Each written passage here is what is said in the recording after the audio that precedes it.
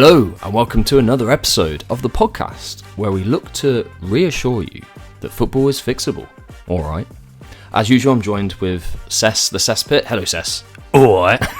Jason Statham again. Just don't mess with him. How are you? You all right? Yeah. Oh, I know, because we've just watched Everton, so you're in a bit of a grump, aren't This you? is Everton versus Newcastle, for those of you that, I don't know, that thought that we did this live. I don't know. We are live right now. Let's keep that facade going. Yeah, now we are live. So it ended 0-0, and actually this is proof that I am the least biased football fan in the world. Oh, right. You remember when Newcastle were calling for a penalty because Tarkowski dragged Tonali down? That's just stupidity, wasn't it? I was probably the biggest advocate for a penalty to be given and Tarkowski to be given a yellow card. You're equally with me saying that's a clear penalty. Yeah. I've got nothing for or against Everton, and you were the same. So fair point. And I celebrated just as much in Pickford saving that. You're still an Everton fan, but that's an example of being able to put your bias aside for for the sake of football. That was a foul. What was he doing? That's terrible, isn't it? But the thing I'm outraged about is the fact that they spent ages going on VAR with that one, and fine, VAR got involved and the right decision was made. It took ages, don't know why, and the ref had to go and look at it. The VAR refs were literally sat in there going, right, we've looked at it over and over and we decided you make the decision. We've had a long look, but we've decided we don't know. So. But then, for some reason, they decided not to use VAR for the Calvert-Lewin shout. Yeah, what was that about as well? I couldn't understand that. Like, that was, I wouldn't say it's as clear-cut as the being dragged to the Tarkowski floor one, but I still thought it was a penalty. Coops was with us, wasn't he? He's going to be on our episode a bit later. He's popped out for a minute. Yeah. But he thought, I'm not so sure it was a good... But it should have gone to VAR, at least, I think. At the very least, I mean, Dan Burn was not in control of his body. He was falling. He was basically falling on. He got nowhere near the ball as well. He wasn't in control of the ball. There was no other choice than to give a penalty. And at the very least, VAR should have looked at it. Yeah, I'm assuming they did, but we just didn't hear much about it, maybe. But the referee didn't go... They didn't call the ref to the monitor. They didn't call the ref. There was no sign to say VAR check. They didn't even give time for them to put up a sign saying VAR's checking. Yeah, that's how quickly they decided exactly. It's whatever happened, it was very quick, when it surely deserved a bit more of examination. Yeah, so that's... I feel as though we were robbed of 3 points there. I don't think we necessarily played well enough to justify a win. However... That's how, it's fine margins, It's fine margins, isn't it? And that could make the difference. Yeah. As the end of the season, if you're a point behind, getting relegated, that's suddenly a massive point. And it's the fact that Newcastle got a penalty with the right decision with the VAR. That's the annoying thing. In the same game, we didn't get the same treatment. Well, did you know that you're not really that big a club anyway, apparently? So what? Here we go. In other news, so this week I've been on our socials. I saw something come up, and someone has ranked all 92 clubs based on size and history, apparently. Okay. And with a little comment, "Don't air, took ages." So apparently this is a real thorough look at the top clubs and all that kind of thing. So the categories go from elite to massive to big to average to small, and then tin pot is the bottom one, the language chosen. Okay. Any guesses which tier Everton go in? Well, I wouldn't necessarily say we're massive. What was the one under that? So it was elite, massive, big, then average. And this is Premier League? It's 92 clubs. It's all 92 clubs, apparently. So the Premier League history, yeah? Just 92 clubs in the pyramid, I think. Oh, right, okay. Well, in which case, probably be massive. I wouldn't say elite. Would have been elite if it was the 80s, but... I would still say massive, I'd agree with that. But no, you're not in there, according to this person. Oh, where are we? So people, and I think this is where people is so recency biased. Yeah, and they also confuse a big club and successful club. Yeah, and also rich maybe as well. That does not, doesn't really make a difference. So there's 3 elite sides, and that's Man United, Arsenal, Liverpool, according to this person. Okay. Then which is correct. Which I'd say is correct. Yeah, for if we're talking about the British sides and everything. Massive, you've got Villa, you've got Chelsea, right? Leeds, Man City. But Everton aren't in there, but City are. Spurs are in it. What? In massive, but Everton aren't. You've got West Ham, Sheffield Wednesday, Newcastle, Forest, and Leicester. What? Is that recency bias by any chance? That's completely Leicester won the league in 2016. They must be massive. Yeah, and then those people will go, have Everton ever won the Premier League? Because football didn't exist. Yeah, before, exactly. Yeah, apparently. Football started in 92. That's insane. So Everton are in the big category. So I put a comment underneath this it was during the week at some point, and I sort of said, so are you saying Leicester's bigger than Everton then? Yeah. Is that what we're saying? Leicester, what? West Ham? West Ham. I mean, great clubs, don't get me wrong. Yeah. But we're comparing them relative to Everton. Apparently they're bigger. Wow. Sheffield Wednesday. Everton are smaller than Sheffield Wednesday. These are all great clubs with great histories and things, but people forget how great Everton as a club it is. I mean, Sheffield Wednesday, all right, fair enough. Have they got plans to build a brand new humongous stadium? No, because they can't fill a brand new massive stadium. Exactly. Yeah, that's the thing. When we're talking about big clubs, where the history, the traditions, the fan base. Yeah. With Man City, things. For example, they built a brand new stadium. They couldn't fill it. They can't fill it. They're the most successful club in the world right now, and yet they can't fill a stadium. Yeah. That just shows the idea of a successful club and a big club are not synonymous. No, exactly. I mean, success is... if you're a big club, it's built through history and stuff. The history of Everton... a bit kind of Newcastle, I think they're a big club. I'd say if they're massive, they have got a huge fan base. Yeah. Everton have won more than Newcastle, haven't they? Definitely. From the sort of history that I've kind of known anyway. But I mean, if we talk about recency bias as well, we've won a trophy more recently than Newcastle. Newcastle, yeah. And I'm not counting the championship, by the way. No, we're talking about the top sort of major trophies, aren't we? You're in the same tier as Swansea, Derby. You've got Southampton in there, Birmingham. I mean, all again great clubs, but Everton are a massive club. Yeah, no doubt insane. About that. Wow. And this person just put this tier together. You spend ages doing something, but it's bonkers. People do this stuff. The reason I'm bringing it up is because this is why we're here, isn't it? We're here to kind of put sense back into football. Some people have really strong opinions on things, but they don't really know what they're talking about. No, and they can't put their biases aside. The recency bias being part of that. Yeah, and speaking of bias, I've got a bit of news, and I'm going to bring in an invincible legend, Martin Keown, into our conversation. The hero, Martin Keown, yeah. So I want to hear your opinion on this, because I say that I'm the least biased football fan, and no one else says that, just you. Yeah, you're the opposite, really. It's right. Yeah, I mention Arsenal and you immediately go into defence mode. I'm on tenterhooks, as they say, yeah. I go, have you heard with Arsenal? And you're like, wait a minute, no, Arsenal are brilliant. You're only a stone's throw away from me, Seth, so watch what you're about to say. Right, so Keown was on TalkSport and he was talking to Simon Jordan and Jim White. They always set him up, though. So whatever you're going to say, they set him up. They set him up, but also he doesn't help himself in the words that he says. Right. Okay. Fair enough. Yeah, I've often said this, and he's also similar to you in that he becomes very defensive about anything related to Arsenal, even if they're not attacking Arsenal. I think it's more so recently as well. But, it doesn't help him. That's all right. What you got? So Cole Palmer scored 4 goals in one half. In a half. Yeah, quickest in a half or something. 20-something minutes. In the first half, yeah. Yeah, so that's absolutely brilliant. He decided to go on this 2-minute tirade on how stupid it was for City to let him go, and City are regretting it, and all these things. Stuff that basically people talked about a year and a half ago. And it was basically quashed because Cole Palmer wanted to leave. He wanted to be assured of first team games. Minutes. Yeah. And Pep, I really respect that as well. Yeah, and Pep said basically the same thing that he said to Foden, he said to Grealish, pretty much everyone in the roster, apart from Bernardo, I suppose. You're not going to be guaranteed minutes, or you're not going to be guaranteed 90 minutes, let's say. And Palmer would be one of the newest members as well to be introduced into the first team. Yeah. And so it's obvious. Go to Chelsea and get 90 minutes every game, or stay at City and be part of the Pep roulette. So it's fair enough. And this was quashed like a year ago. People stopped talking about this. And then Keown just starts bringing it up again, and how City will regret it and stuff like that. Oh, yeah, Man City, I'm sure they regretted winning a treble and then winning the league after that. Yeah, that's a good point. Yeah, and I wanna know your thoughts on it, really, because it's Keown. You can't make me criticise Keown. He's a legend. He's a hero. Yeah. But I have to admit, I think in the last sort of year or so, he's become a bit more rose-tinted. I don't know if he's trying to make a bit more of a sort of statement to provoke or whatever, because he is a media personality now, and he's got to think about that side of his career, I guess.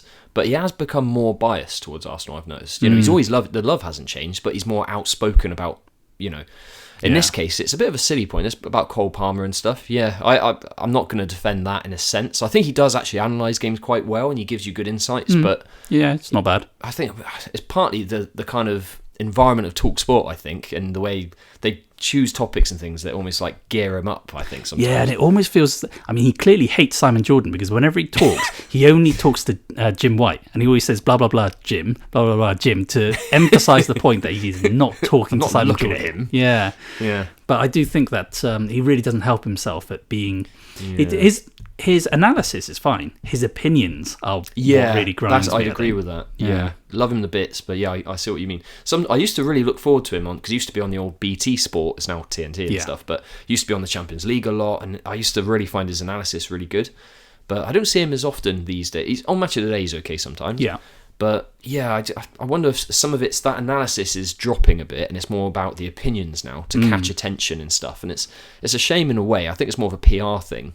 Yeah, maybe. Yeah, and I think his personality, his opinions and personality, is not enough. If you look at CBS, for example, and you have Micah Richards and stuff, they have camaraderie. Can't really see Keown in that. Yeah, he doesn't have that. He doesn't have a sort of Laurel and Hardy partnership with anyone. And so but that's probably why he's probably trying to. This is my theory anyway. Or he is just changing and twisting his mind, and he's I agree with you actually.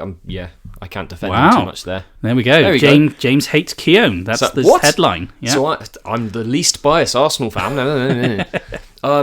Also, did you know I put a poll out this week? So in other news, had a poll out. Yeah, I saw it in the corner actually. It was I very put nice. it out. Yeah, did you see? So I focused on Ten Hag. In a recent episode we've been looking at Ten Hag's. You and Ten Hag. You were Man United recently. That's what you talk about. He's, I've said some harsh things about him in the past about it. He's punching above his weight. I think United are too big a club for him. Yeah. I'm not saying he can't manage any club. He did well at Ajax, and I'm sure he'll find a successful time somewhere else. But anyway, and actually Dan this week has been, after the midweek games, Dan's been saying, you're right, Ten Hag. He's now. Do you want me to get some quotes? I've got some quotes, but I'll get back to the poll in a minute. This is drama. So yeah, Dan was like, I think it's time now. That's it. I've had enough. Wow. Yeah. I mean, that was 1 week between him saying, I believe in him, I back him. Yeah, he was just telling us like a week ago. Yes, I'm done. I want him gone. No more patience. No more long-term thinking. I'm done. So this was after the midweek draw in the end, wasn't it? Which, by the way, Harry Maguire, want to give respect to him. Yeah. The way the manager treated him, taking the captaincy and dropping him out. Maguire's come in and saved him at times, to be honest. Yeah, I think he he's shown has a lot of character there. Yeah. But so this poll, sort of put it out there for not just Man United fans, but everyone to sort of look at and sort of think, okay, is Ten Hag, is his time up? And it turns out, so I put the question, is Ten Hag the man to turn things around for United? And 62% of people said no, a change is needed. But that does mean we had quite a few votes for, so being 37%, we had 37% of the votes saying yes, give him more time. So this has been running all week. So there seems to still be a bit of a divide. And I'm not saying I'd never want to see managers sacked and stuff. That's what I'm trying to say. But is he the right manager to change United's direction? That's and I think saying, the 37% that say give him a chance, I'm pretty sure they're the kind of people to say that he's not the problem, he's a problem. Yeah. And I agree with that. There are bigger problems there as well. Yeah. I just think he's not the man who's able to overcome them. Yeah. But so there we go. Should we get into the episode, Seth? Let's do it. So today, I mean, it's a big one, Seth, isn't it? Yeah. We say this all the time, but this could be the biggest. I mean, genuinely. So we're looking at... Until next week, this will be the big one. Yeah. Genuinely, this is going to change football history, isn't it? I reckon so, because I think it's something that a lot of people have said, but when we say it, it's real. So that's what I'm going to build. So we need to keep this going before we release the topic. So we need to build this tension. Yeah. So, and genuinely, people have been talking about this. There's a lot of forums. If you Google this, and other search engines are available, then you'll find loads of forums and news articles about how football is boring these days. It is, yeah. And we actually kind of agree with it as well. We're not necessarily saying, no, it's not boring, blah, blah, blah. We actually have genuine enough evidence to call it pretty much proof. Yeah, so we've had this on the radar, haven't we, for a few weeks now, and we've been sort of picking up evidence that we want to do it properly. Yeah. Because we don't just want to say, well, from what I remember. So we've got various accounts, we've got statistics we're going to look at, all kinds of perspectives. And our listeners all know this. They all know that they've heard other people say before about the referees and stuff, about, Rodri's comments on the number of games being played and stuff, and everyone's talking about how it feels, or just just believing what Rodri says and everything. But we actually always look at the evidence. Exactly. We want to look at it from a more critical perspective, and to help us with that, we have the world's best statistician, in our opinion. Hello, Coops. That we know of as well. That we know. We don't know many statisticians. No. Hello, Coops.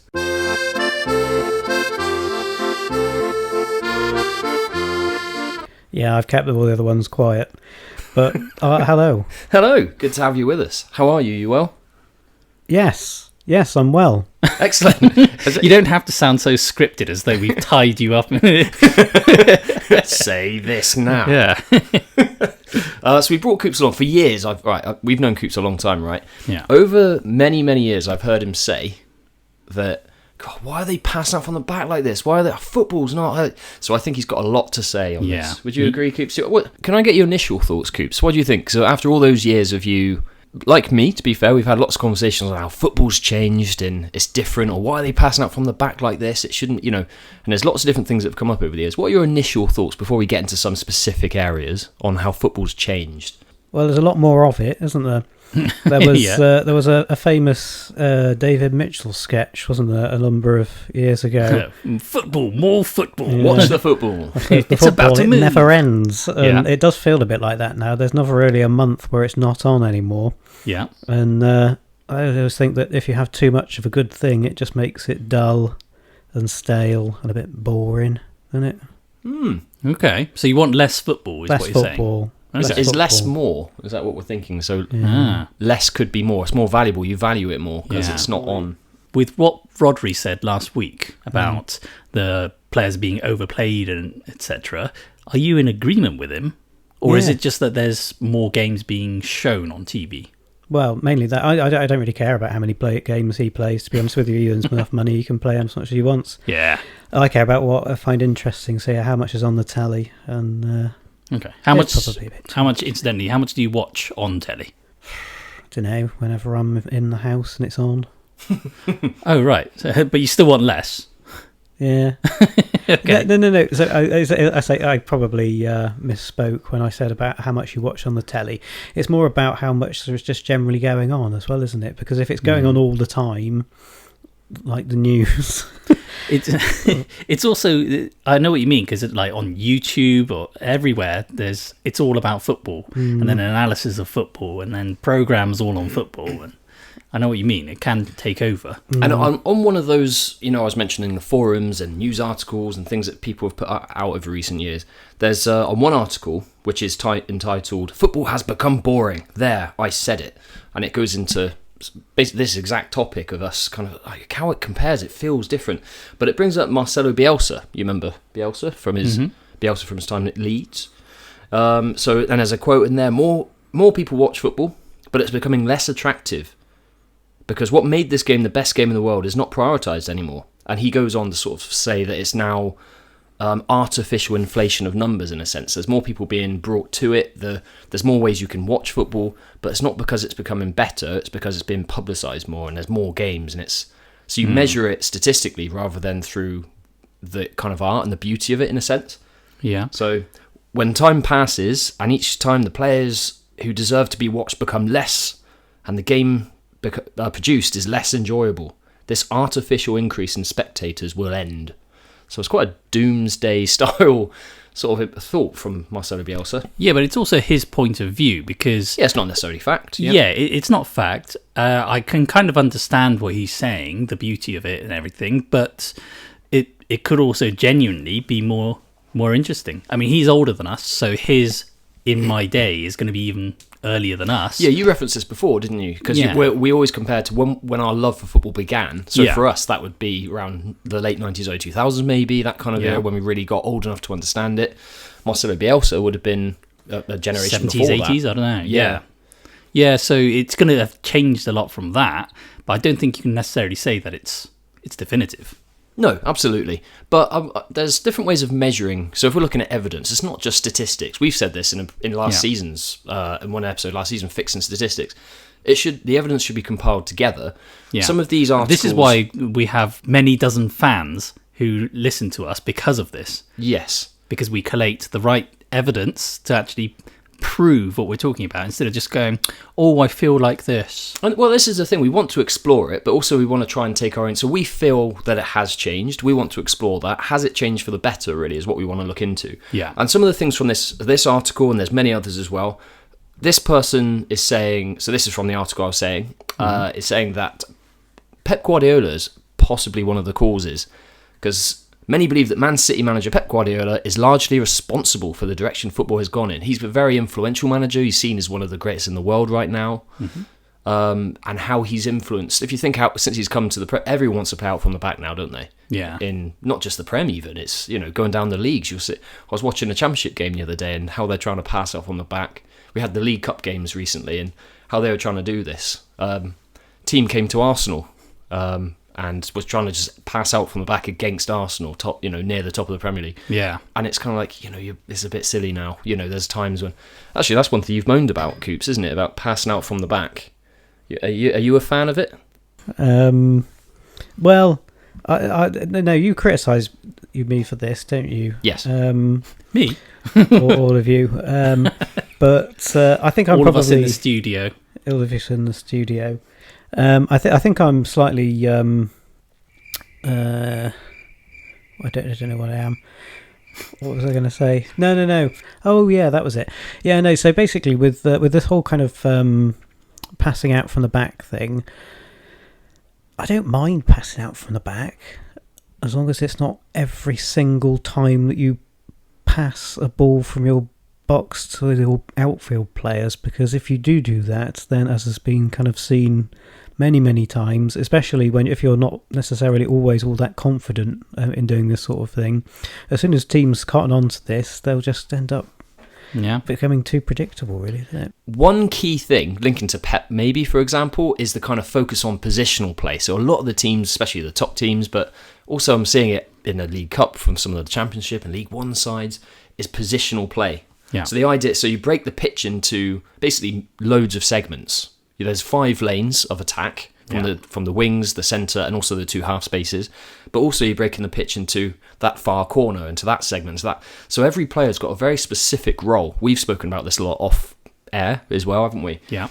So it's like the match, and not just the field, but the match is divided into segments as well. So very specific roles for the players. Yeah, and we can actually, you mentioned on one of the articles that was talking about it's Pep's fault. Yeah. We can actually trace it back to Pep, because in 2008 when he took over the Barcelona main job, he had Henry, didn't he? And Henry considered possibly the greatest Premier League player of all time as a player, not just as a goal scorer or anything, as a player. And yet he went to Barcelona under Pep, and then he was suddenly in this rigid wide position that he was basically told, if you stray from that position, you're off. And he famously said he was substituted even after he scored. Yeah, he scored a goal. Strayed from the position. Because he didn't do his job. He's got a very specific role all of a sudden. So your job is much more defined, I think. And this is becoming, it's not just positional play itself, but that kind of culture that's associated with it. Everyone's got specific roles. Alexis Sanchez from under Arsene Wenger, where he scored, I think it was 30 goals a season, and it's basically, Wenger gave him that free roam, as was often Wenger's style for players. He wanted to trust them to go and express themselves. Yeah.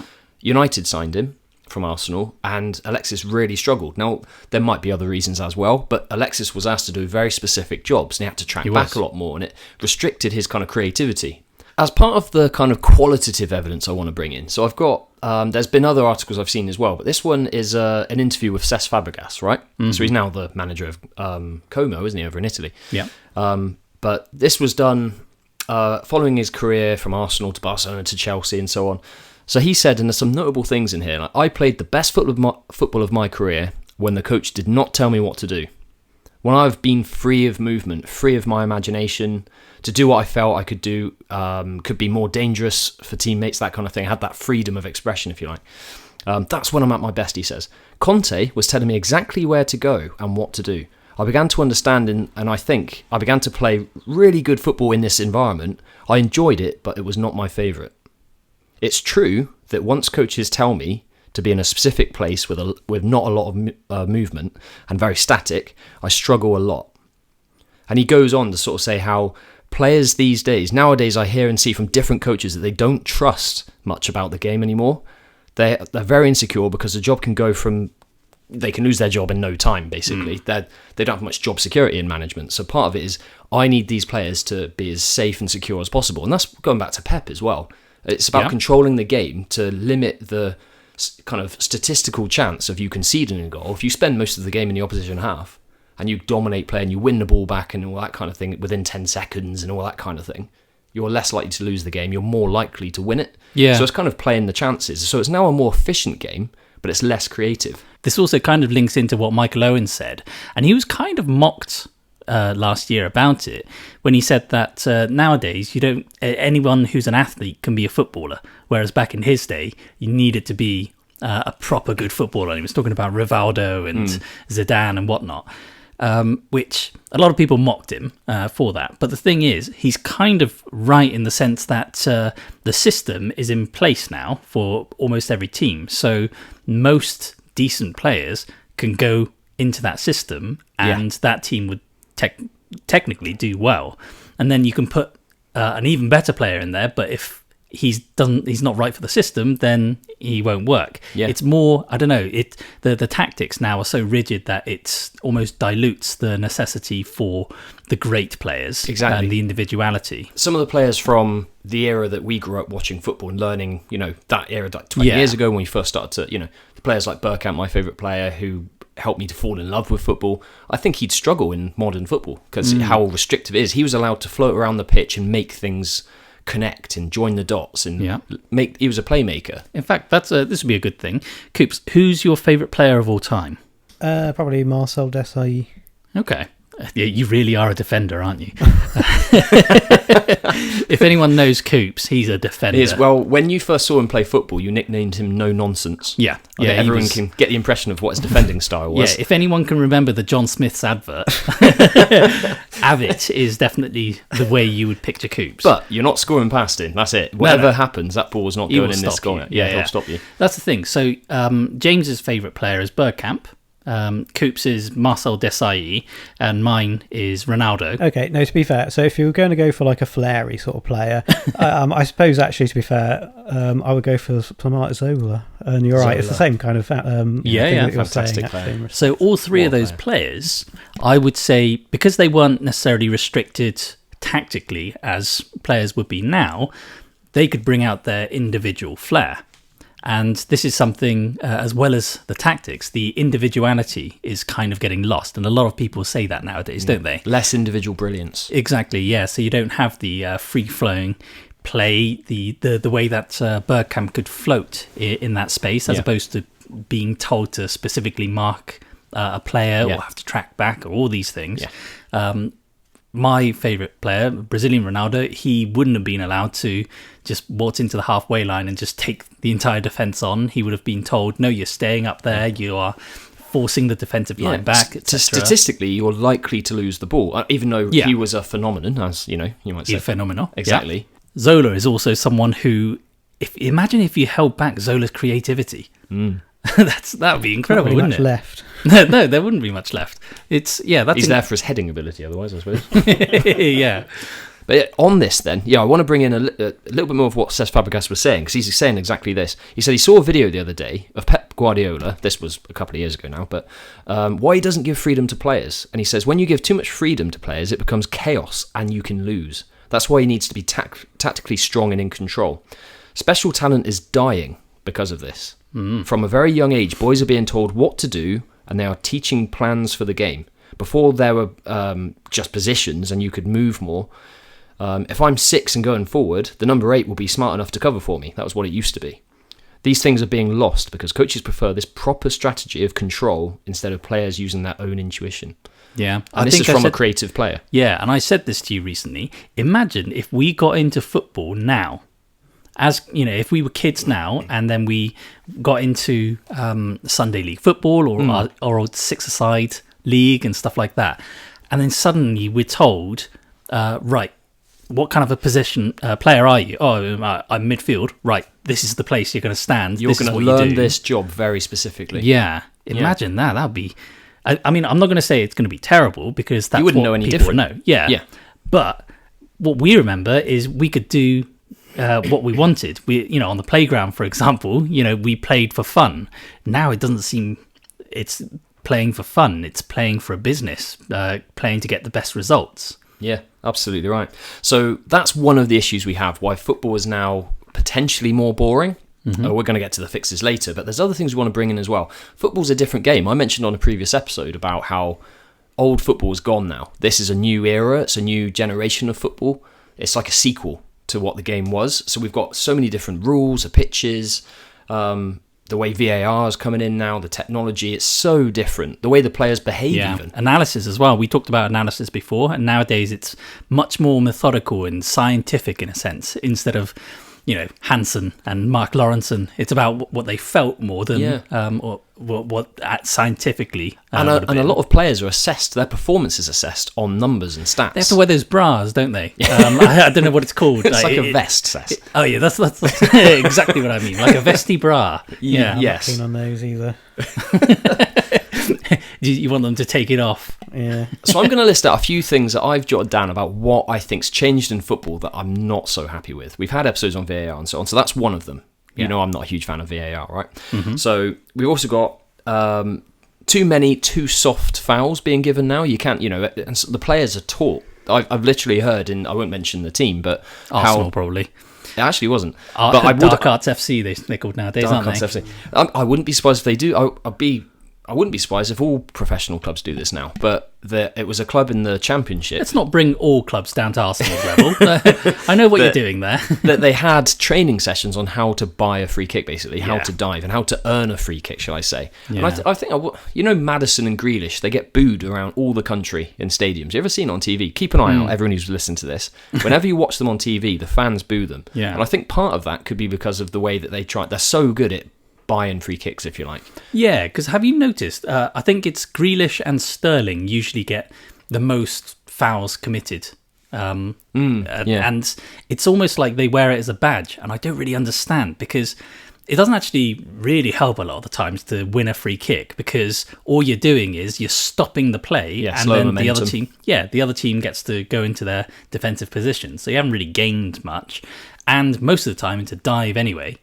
They get, their aura gets touched, so they fall over. Exactly. And so they get mocked. A lot of this can kind of tie into the dark arts. Going back to our dark arts episode, there's a lot more, it seems, of dark arts in football these days than it used to be. Well, I think it's a bit harsh to say that... what were you saying? You were saying... I was saying a lot. Whatever it is, you feel harsh. It's harsh. It's about, Sterling and Grealish? Yeah, what were you saying about them? About them getting fouled a lot. Oh yeah, and I think it's a bit harsh actually saying that they get fouled a lot, and that's because they're just sort of buying cheap free kicks, or that's the only people that get fouled a lot are just trying to buy cheap free kicks. Because I can remember Eden Hazard used to get fouled like crazy. Yeah, he did. And it wasn't because he was dirty or because he was buying cheap free kicks. It was basically because people just want to hack him down. Yeah, but he's different to Sterling and Grealish, isn't he? Exactly. He didn't dive in the way that Sterling and Grealish did. Sterling and Grealish get mocked for it because they roll around, and it's just them rolling around, and it's becoming commonplace as well. Those are quite iconic examples. I think that's one of the reasons those players get booed around different stadiums by opposing fans. Yeah. So instead of booing the other team, they boo a player. I mean, it kind of stands out a bit. But loads of players now do this at every club. No club's kind of immune from it now. So the kind of how it's just more stop-start than the game used to be. I think that's one reason why the game's more boring, in a sense, potentially. It's so easy to get free kicks. We've talked about the refs before, but it's kind of the lack of understanding of the game. The fact that the rules are now so protective means it's so easy to award a free kick. So maybe the refs, to some extent, you'd argue, are doing their jobs. They're following the rules. But the rules are so protective now. Yeah, but also it's, I mean, I suppose it sounds like I'm trying to defend VAR, but I think more so than VAR, it is the refs that are really, they have a big part to play in making it boring, because they're the ones that aren't reading the rules correctly. They're not enforcing the rules correctly, I should say. Maybe, consistently enough. No, definitely not. Even in their own decisions. So, we were talking about the Everton game earlier. The same ref made 2 decisions that were wrong. So he awarded a penalty in one, he didn't award in the other. Yeah. And one was overturned, and the other, they didn't even use VAR. And it was just all in one game. It was the same refs. So even in the same game with the same refs, they're still inconsistent. They don't know when to use VAR, so you can't blame... It's not VAR's fault, because in the Everton side, VAR wasn't even involved. Yeah. So it's the processes around VAR, some of it, isn't it? Exactly. So it always comes back to the ref for me. And I think I've said it before in our VAR episode, VAR now is used as an excuse to kind of give the refs a break. Yeah, I think it's a cop-out. The refs can use it as like, that. I won't make a decision just yet, because VAR tell me if I've missed something crazy. Well, not just that, but I mean as in if... on social media and everything, people are blaming VAR for certain decisions, but it's the refs making the wrong decisions. It's kind of covering for them as well. Yeah, so in two ways, the refs are let off, even though they're the ones that made the decision. Yeah. They used VAR incorrectly. Yeah, I don't mind human errors and things like that. It always used to happen, but the game used to flow more. It was less measuring everything to a minute detail. Is that something you think's a good idea, Coops, in terms of if we're measuring everything by such fine margins instead of letting it flow, or are we that worried about getting a decision slightly wrong? So the essence here is supposed to be that things are more boring than they used to be. Yeah. Well, that's the theory. Yeah. Is it true? And from the perspective of getting things right, decisions right, does that make things more or less boring? I don't know either way, but you could argue, although it's wrong, and it's maybe a bit better now, that having glaring errors, as we used to find, we're certainly talking points that people always remember. I mean, the goal that never should have been in the '66 World Cup, everybody still talks about and remembers that. Obviously, the famous, is it Roy Carroll? The goal that never should have been in '66? Do you mean '86? No, talking about the final. But that was a goal. That went over the line. Sorry, I meant to say the goal it shouldn't have been, then. That's not what I meant. But but it should have been. It went over the line. It hit the bar and then went over the line and came out. Well, what did I say? That it shouldn't have been. But it should have been, and it was awarded. What? 66 World Cup. Yeah, Germany were hard done by, because the goal that was a goal shouldn't have been a goal. It should have been a goal, shouldn't it? No. That's why Germany, when Frank Lampard... 2010. Yeah, they were saying, that's just desserts for 66. I thought it should have been. No. I wasn't there. No, I think BBC did a Hawkeye thing. They said, now with modern technology we can do it, and they said it did go over. But that was, I don't know how accurate that is. It was like an artificial thing. Well, anyway, regardless, we're getting slightly sidetracked here. The Roy Carroll incident, obviously, where he sort of scooped out and...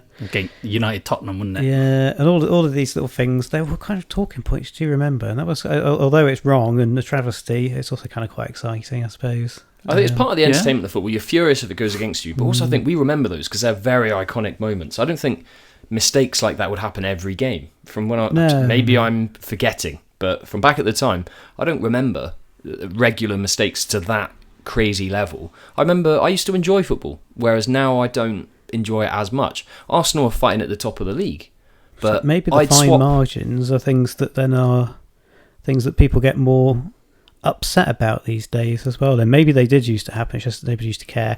Or I think that's a different type of being upset. People were just as upset. This is what I always say about with VAR. Whatever you think about VAR, this whole idea of it was better before VAR, it wasn't. There was week in, week out, there were controversies, and there was a reason why it had to come in. So I don't mind people saying that VAR... I don't mind people that say they don't want it, but there was always this concern, and there was always a reason that it needed to come in, and clearly more people needed to said that they wanted. In fact, actually, we did a poll, didn't we? And more people said that it just needs to be fixed. It shouldn't be removed. And that seemed to be the general consensus until, they kept on messing it up year on year. Yeah, I think people have lost faith in it because of that. I think you have a case. And in that episode, I said if I had my first choice, it would still be gone. It would get rid of it.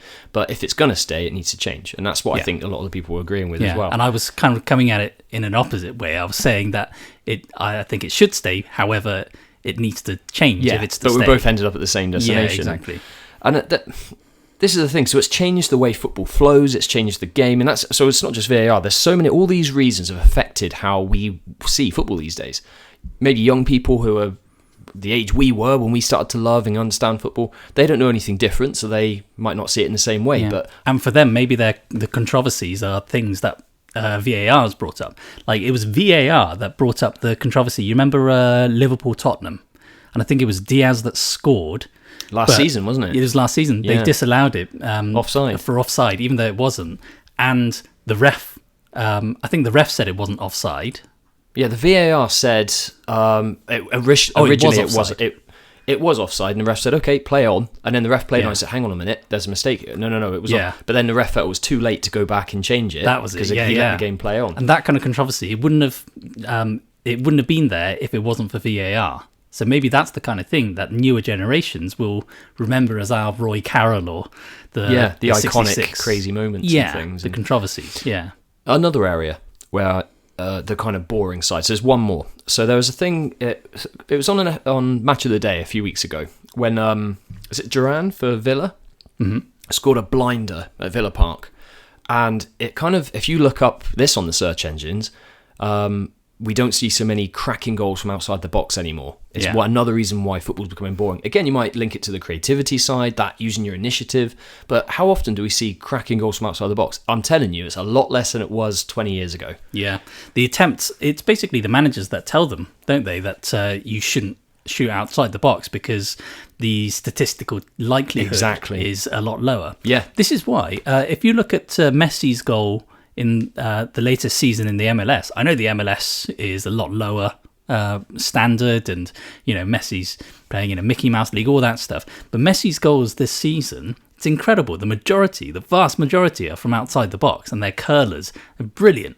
And it must be amazing for the Americans in that league just to watch goals galore from outside the box. Whereas for us, it's like, every now and again, these random shots that happen to these absolute blinders like Duran, whereas we used to see those all the time. Exactly. By the way, I'd just like to say that Cess's views on the MLS being a Mickey Mouse league isn't necessarily the same as the rest of the podcast. Frank Lampard used to get a fair number of outside-the-box goals. He's got a great record. Yeah, I mean, you had... Gerrard and Rooney, they basically made a whole generation of people shout their names when shooting from outside the box. It was just a regular thing, wasn't it? And this is the thing. So the BBC compiled, there's an article, you can again search this up, but I'm going to quote a part of that article, which is percentage of shots per game from outside the box. Now we're bringing stats to back this up as well. Okay. And since 2004 to 2024, well, I'm showing you it. Obviously, I can't show the listeners on the podcast, but it's gone down. So shots per game outside the box from an average of about 14 down to about 7 to 8. It's basically halved. And this is across Europe as well. Its evidence is very similar. The continent's top 5 leagues, the Premier League, Spain, Germany, France, and Italy have all shown the same direction, the trend creeping down. Yeah. So it's going back because you're losing control of the ball by having a shot, and there's less chance you're going to score from outside the box than if you control a game and try and score from inside the box. So, is the game becoming boring? So, I'm going to ask you both a question. What things do you think have improved since then? If I could say your first 2 or 3 things that have improved. And what things do you think have got worse? There is definitely, I will say that the negative is that the individuality definitely has gone. Because for me, I've always, the part that I love most about football in terms of, positional play is the player that they dictate the flow of the game, the tempo of the game. Yeah. So you... who we know as Paul Scholes, Xavi, Pirlo, those kind of players who you would if you actually look at their physicality on a piece of paper, their height, stature, and everything like that, physically they're not incredible specimens on the field. Exactly. Pirlo, for example, he's not that great at heading. He's quite weak. He's probably the slowest player on the pitch. He's not an athletic type player. Not at all. And yet, you give him the ball at any point in the game, even if he's been marked by 2 players, somehow he will get out of that situation, create space for himself, and create an inch perfect pass where his team will then be able to counteract and with. Dictate the flow of the game when he can slow the game down if he needs. Exactly. All of a sudden, just in a few simple steps, he'll be able to switch the game from being attacked to attacking. Yeah. And same with Scholes, same with Xavi. That kind of play is what I loved in sport. And for you, it's that number 10 role, isn't it? The Bergkamp role, the number 10, the creative, the playmaker role. Really. Yeah, it's kind of floating in between the middle and up front, joining the dots together. Yeah, and those 2 positions have largely gone missing in the game. You could say, you got De Bruyne and stuff, but actually they don't play in a similar kind of position, and most teams are now almost dissuaded from doing that. Yeah. And the tempo making role, that's pretty much after Scholes retired, that pretty much disappeared until Rodri now is the closest to it. And it's different though. It's not the same, is it? And also he has to be the best player in the world in order to be considered a player like that. Yeah. That's how much now it's gone missing, is that in most teams nowadays, they either have someone who's really sticking, holding defense, holding very a specific defensive role to do. Yeah, or they're someone who they're told to break the attacks. It's just the destroyer, very rigid. Say, yeah, exactly. Yeah, it's much more rigid. It's much more restrictive, and that goes back to that. The kind of the chances, and every position on the pitch has got a specifically defined role and that kind of thing. And so I'd agree that's a key bit. So the first thing I wrote was HD TV. I think that was a while ago, but I think that was because the picture quality is better on the television, so you get to see a bit more of it now. Oh, this is a good thing, right? That's a good thing. Sorry, I'm on. I thought you were going to say as a negative. Oh, I don't like this. I don't like this technology. I don't trust it. In terms of the actual match play, so they have made some progress, I would say, over the last 20 years or so with time wasting. It's still there, but it's not quite as blatant maybe as it used to be. I don't think it is. No, I think they've made certain progress with that, and some of the little kind of fiddly things that used to annoy you, like encroaching walls upon a free kick and things like that, and the little squirty paint. Oh, the foam or whatever it is. Yeah. So that's kind of good. I suppose a more positive point is that football is an awful lot more inclusive these days than it was when we were younger. Good point. Yeah. Mm-hmm. It's sort of very much more of a family thing these days. Anybody can go to the football and feel welcome there, whereas that was not always the case. And also for players as well, it's now more diverse, and that's their role models as well to kids and society. So it's good to have a more diverse set of football players as well. Yeah.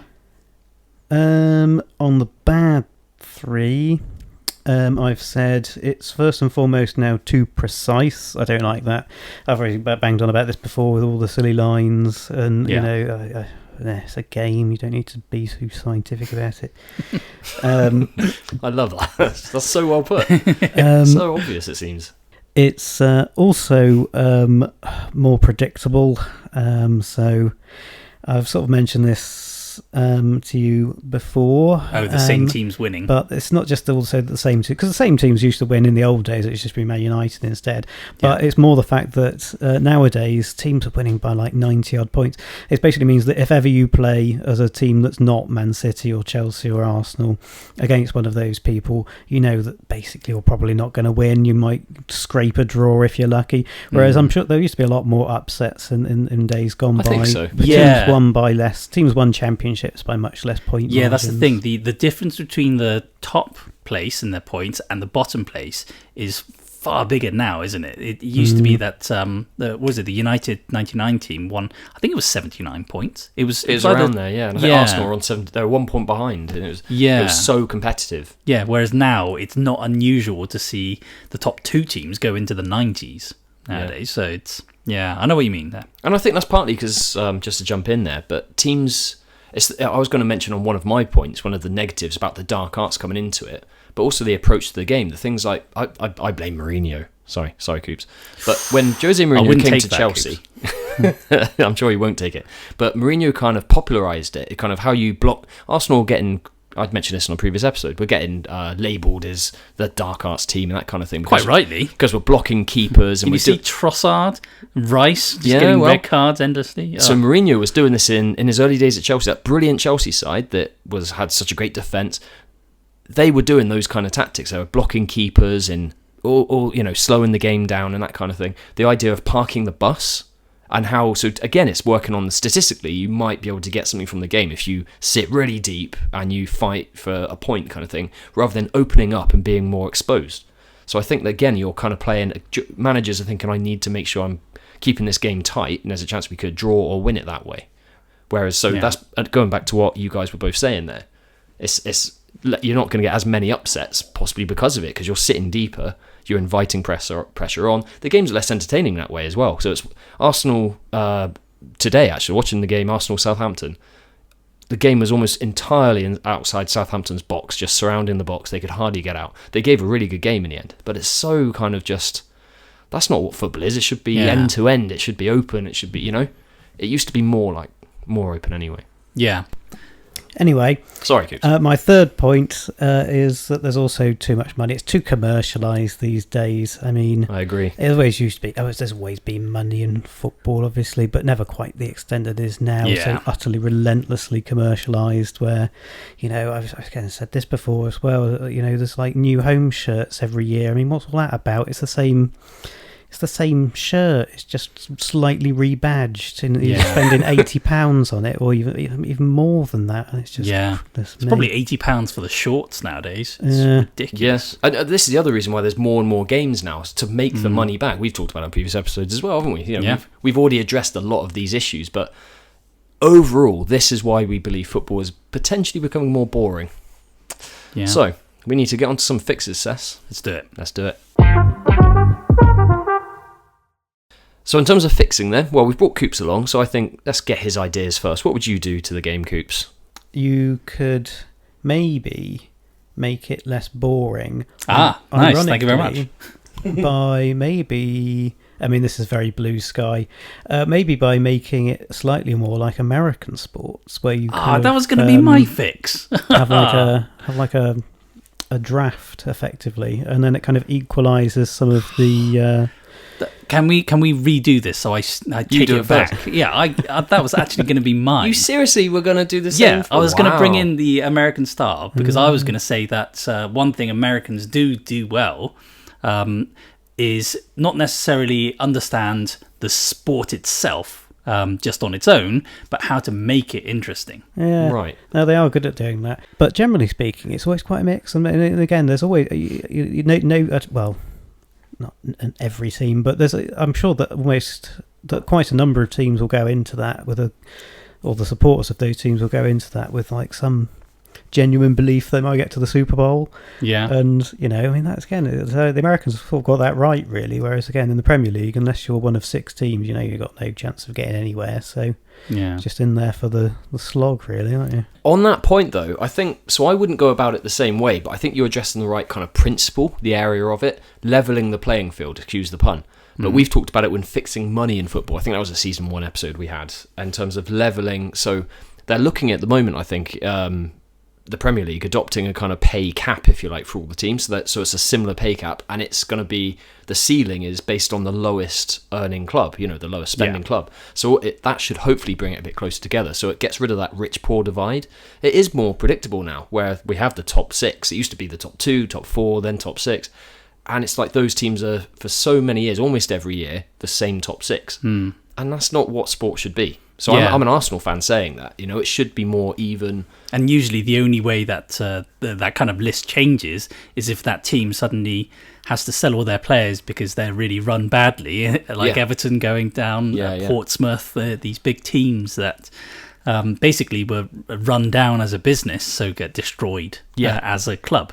also only work if a team gets lucky one year. It only is a 1 year effect. So like Leicester won the Premier League, and then the next year their players were all pinched, mostly in fairness by Chelsea, but also by a number of other clubs as well. Yeah, that's true. They had that one success with the FA Cup a few years later, but then got relegated. I think it was the year after that. Actually, they got relegated. Yeah, and we were talking about because La Liga, the Spanish league, has had. In recent years, a lot of issues. They're not raising the same money, and it's not the top league to watch anymore. And it's the kind of backwards thinking is that Barcelona and Real Madrid feel that they need to be the top two and the best. They need all the money and that sort of thing.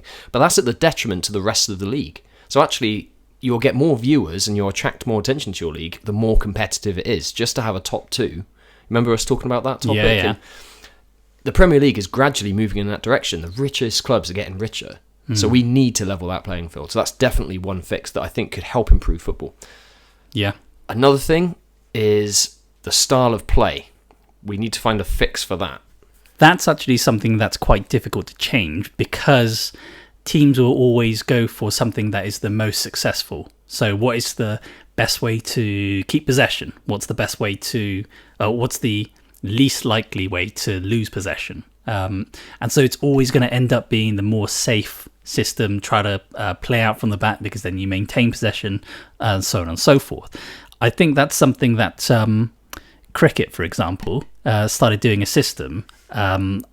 You probably don't know much about cricket, James. But the cricket? The cricket, yeah. No. It's an insect. Right. Yeah. But it's also a sport. And they brought in things like the power play system. Basically, there's only a certain number of players allowed to stand in a certain area. It allows for, say, the batsman to be able to play in areas that they otherwise wouldn't have. Yeah, so there's some restrictions on how they can position and things. So I'm not saying this will be a fix, but it's basically the equivalent of saying at a certain point in the game in football, you're only allowed 3 defenders instead of 4 or something like that. So it basically changes the style of play. But the only way I think you can fix the rigid tactic system is to bring in a rule where at some point you're no longer allowed to play that tactic. So that's what Piqué... you remember Gerard Piqué for Barcelona. When he retired, he started a 5-a-side league, and they've got something like 4 or 5 power play cards. One of them is if you pick a certain card, then you're allowed to pick a player to go off the pitch. So you can just say that player, their best player, has to go off for 5 minutes or something. Yeah. And there's several power cards like that, kind of like Mario Kart, I suppose. And just to make it exciting. And it works for their 5-a-side indoor league because that's just something that you don't take it too seriously. And I'm not saying bring power cards in, but that's the only way I think you can change tactics. It can't be a serious I know what thing. you mean. I think it's such a massive... It would be a culture shift to be able to do this. I think you look back at what's causing the push. Like we were going on about how there's a movement towards more control over games because of the jeopardy. There's so much money in finishing as high as possible. Yeah. Managers' jobs at risk if you lose games, that kind of thing. We need to try and remove some of that jeopardy so it's not pulling in that direction. So I've got a different approach, although I think I love that idea of the cards and things. Yeah. I'd love to play in football, playing 5-a-side and things. I'd love for that to come into that. Oh, when I'm playing on a Sunday, for example. Multi-ball. Yeah, exactly, that kind of thing. And but for me, I'm thinking it's more the opposite approach, which is to remove the pull for why we have to be so cautious in football these days. I didn't realise there was a swimming pool in football. Wow, exactly. Yeah. So remove some of that jeopardy. We need price caps on the players, linking back to that. That would mean that there's less pressure to have more football matches and there's less money on the line to put everyone's jobs at risk and performance is it is a game, like Coops, you were saying, about stop measuring things to the minute details. It's a game, it's there to be enjoyed. It shouldn't be seen as a business first. Football survived for over 1.5 centuries or something now, isn't it? Yeah. Since the 1800s. Professionally speaking. And it's survived for quite a long time without having billions and billions and billions of pounds spent. Yeah, but I wonder if you can separate business from sport anymore. Once it's been taken up as a business, I wonder how easy it would be. I know it won't be easy, but I wonder whatever you do, it's still going to be seen as a business, and now they're going to see it as everything about tactics that make it, as we would see it, boring is to do with minimizing risk, isn't it? And that's the thing that takes away creativity, the individual brilliance and stuff, because it's all about risk. What Ronaldinho did, that was all very risky stuff. Now he wouldn't be allowed to do any of that. He'd be put on the bench. Exactly.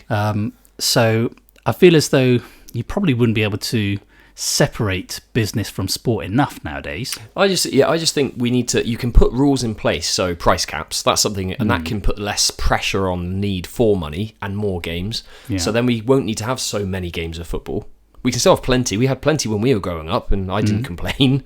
I still was able to watch my team once, twice. Apparently 3 times a week happens. I don't know when that happens, but top teams play 3 times a week, according to some managers.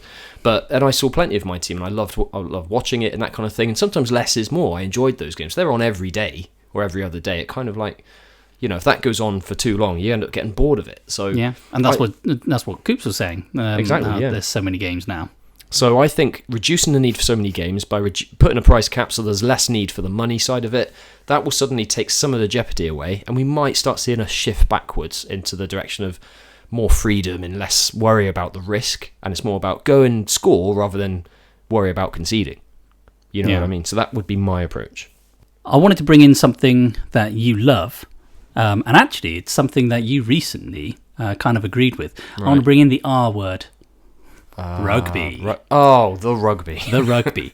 Now, rugby, when the reason why it's called a try, I don't know if I've told you this before, the reason why it's called a try... You have to try to watch it? No, it's because if you score a try, it used to be the only way you can get points is from a conversion. Oh, right. And so you need to score a try in order for you to try for a conversion. And I can't remember how many points it was for a conversion, but it basically meant that the only way you can get points is to get a try. Now, they started wanting to encourage tries, so they started saying 1 point for a try, but there's still more for a conversion. And then with points with penalties as well. But then they kind of realised tries are what makes it interesting. You don't want just penalty after penalty. So they started awarding more and more points for tries, to the point that now it's 5 points for a try and 2 points for a conversion. So if you miss a conversion, it's not the end of the world. However, if you score a try, that's huge for your team. Yeah. And so they basically award different points based on how interesting they think it would make the sport. And with rugby, tries are brilliant. You want them to keep going for tries. That's what makes it fun. And so it's 5 points. It's more than double a conversion. It's almost double a penalty. And wouldn't it be brilliant if in football they say for a goal outside the box you get 2 goals?